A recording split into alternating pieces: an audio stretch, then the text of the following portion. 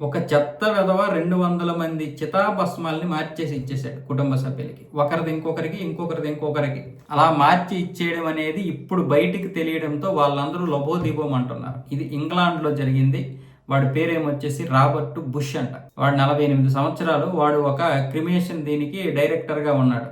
అక్కడ క్రిమేషన్ జరిగిన తర్వాత ఆ బూడిద ఏదైతే ఉంటుందో ఆ బూడిదని భద్రపరిచి వాళ్ళకంటూ ఒక లాకర్ ఉంటుంది. ఆ లాకర్లో పెట్టాలి. కుటుంబ సభ్యులు 24 అవర్స్ లేకపోతే 34 అవర్స్లో మొత్తానికి ఏదో 2 రోజుల లోపు వస్తారు. వచ్చిన తర్వాత వాళ్ళకి అవి ఇవ్వాలి భద్రపరిచి. వాళ్ళు దానికోసమని ఇంత డబ్బుని చెల్లిస్తారు. కానీ వీడేం చేశాడు?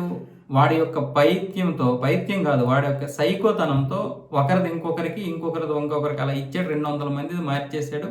అలాగే వాళ్ళు అక్కడ నిధులు ఏర్పాటు చేస్తారంట. ఈ యొక్క ఏదైతే ఒక బాడీ ఉందో దానికి సంబంధించినటువంటి దీన్ని ఆ సేవలు చేయాలి అని చెప్పి, ఆ స్మారకానికి సేవలు చేయాలని చెప్పి కొంత నిధులు ఇస్తారంట.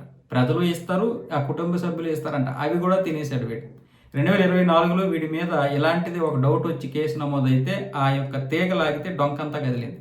ఇప్పుడు 200 మంది బాధితులు లబోదిబోం అంటూ కోర్టుకు వచ్చి నిన్న సాక్ష్యాలు చెప్పడంతో వెంటనే వీడి మీద ఆ కేసు నమోదు చేసి 20 సంవత్సరాలు జైలు శిక్ష వేశారు. అంటే ఇలాంటి దౌర్భాగ్యులు ఇక్కడే కాదు, ప్రతి దగ్గర ఉంటారు.